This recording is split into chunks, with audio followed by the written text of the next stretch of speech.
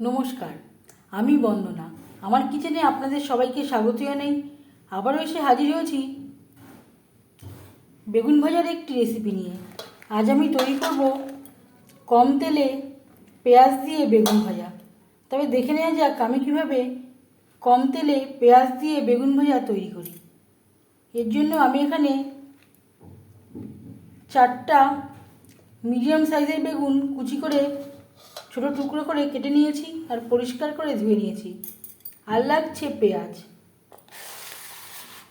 পেঁয়াজও কুচি করে কেটে নিয়েছি। আর লাগছে কাঁচা লঙ্কা। এতটা আমার লাগবে না, আমি এই রান্নাতে অর্ধেকটা মতো অ্যাড করব। বেগুন ভাজা তৈরি করার জন্য কড়াইতে দিয়ে দিয়েছি 2 চামচ রিফাইন্ড অয়েল। আমি রান্নাটা রিফাইন্ড অয়েলে করছি, আপনারা চাইলে সরষের তেলেও করতে পারেন। তেল গরম হয়ে গেছে, এবার দিয়ে দেবো পেঁয়াজ কুচি। এই রান্নাতে পেঁয়াজের পরিমাণটা একটু বেশি লাগবে।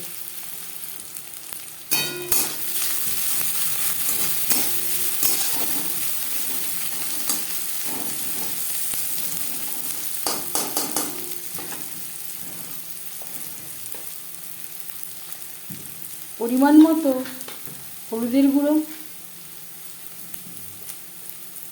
স্বাদ মতো লবণ। লবণ হলুদ পেঁয়াজের সাথে বেশ ভালো করে মিক্স করে দেবো। পেঁয়াজ লালচে করে ভেজে নেব।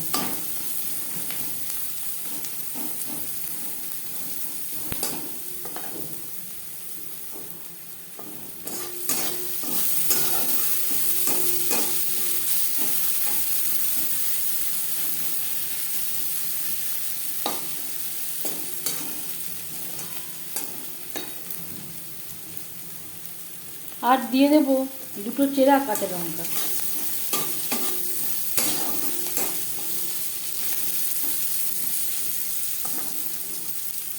পেঁয়াজ ভাজা হয়ে এসছে। পেঁয়াজ খুব ভালো করে ভাজতে হবে, তাহলে বেগুন ভাজাতে পেঁয়াজের খুব সুন্দর একটা স্মেল আসবে।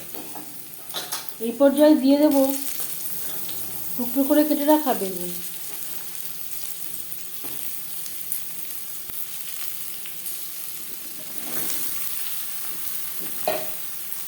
ভাজা পেঁয়াজ ও কাঁচা লঙ্কার সাথে বেগুন বেশ ভালো করে মিক্স করে দেবো।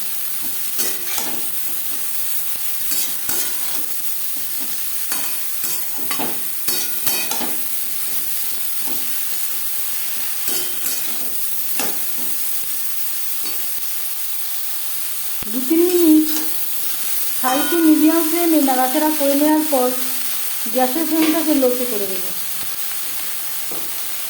4-5 মিনিটের জন্য ঢেকে দেবো।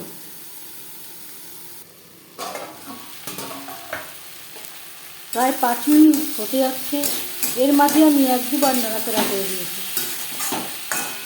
যেহেতু আমি কম তেলে বেগুন ভাজা তৈরি করছি, অবশ্যই ঢেকে দেবেন আর গ্যাসের ফ্লেমটাকে লোতে রাখবেন। বেগুন সেদ্ধ হতে একেবারেই সময় লাগে না। বেগুন বেশ ভালো করে সেদ্ধ হয়ে গেছে। গ্যাসের ফ্লেমটাকে হাইতে করে দেব। হাই ফ্লেমে 2-3 মিনিট নাড়াচাড়া করে নেব।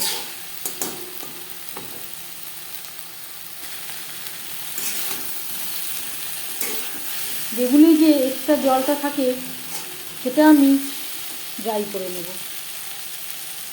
2-3 মিনিট নাড়াচাড়া করে নেওয়ার পর গ্যাসের ফ্লেমটা অফ করে দেব।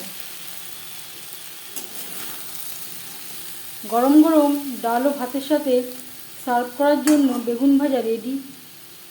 বেগুন ভাজা আমরা প্রায় তৈরি করে থাকি, তবে এইভাবে একবার হলেও পেঁয়াজ দিয়ে বেগুন ভাজা ট্রাই করে দেখবেন। আশা করছি এই রেসিপিটি আপনাদের ভালো লাগবে।